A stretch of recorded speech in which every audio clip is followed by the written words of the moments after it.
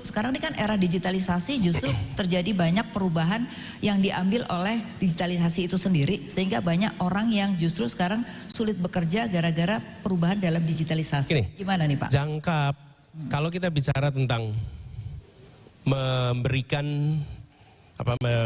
membuat sekolah vokasi, kemudian training dari negara, itu perlu waktu. Sementara tenaga kerja kita perlu pekerjaannya kemarin, jadi nggak bisa itu menurut kami berikan insentif pada private sector untuk ikut di dalam training tenaga kerja.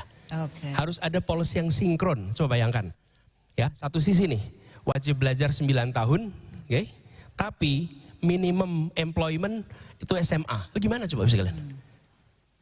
Mau daftar sekolah, mau daftar pekerjaan minimal pendidikan SMA, tapi wajib belajarnya baru 9 tahun. Nah, terus mereka yang baru dapat 9 tahun mau dapat pekerjaan gimana ini? Jadi sinkronisasi itu dari mulai kebijakan pendidikan, kebijakan employment, lalu kebutuhan. Libatkan private sector yang menguasai bidang bidang-bidang yang tenaga kerja yang meningkatkan skill secara praktis. Maaf saya sebut nama. Ini bukan untuk apa-apa, tapi ilustrasi aja. Bapak Ibu sekalian tahu ISS ya? ISS itu perusahaan milik siapa Bapak sekalian? Ada yang tahu? ISS. Itu bukan perusahaan Indonesia. Itu perusahaan Denmark, Swedia, dari Skandinavia.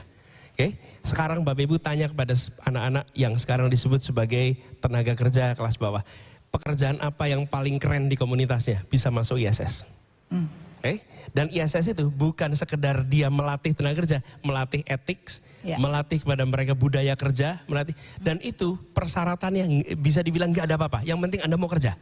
Nah, kami perlu membutuhkan seperti itu banyak di banyak tempat untuk membereskan jangka pendek. Mereka dapat skill, habis itu mereka bisa diambil korporasi seperti Trans, diambil korporasi seperti CNBC, tapi harus ada yang membantu menyiapkan. Negara memfasilitasi kerjasama dengan badan-badan seperti itu, maka kita akan uplifting skillnya jangka pendek.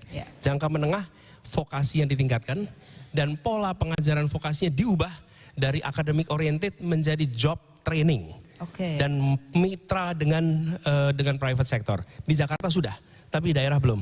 Bapak Ibu kalau ke hotel di Jakarta, bintang-bintang hotel itu, kalau nanti ketemu dengan yang melayani, sekali-sekali tanya, Anda lulusan mana?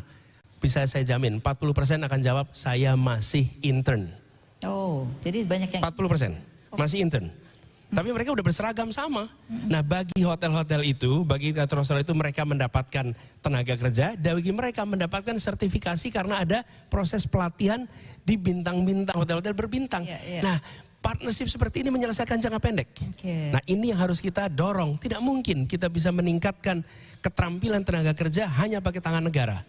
Dan itu sebabnya kenapa kami, Bapak Ibu sekalian, pendekatan yang kami selalu dorong adalah kolaborasi. Negara jangan mengasumsikan mengerjakan semuanya sendiri, tapi negara harus mengajak semuanya, termasuk dalam hal ini adalah private sector. Gitu Pak Vilani.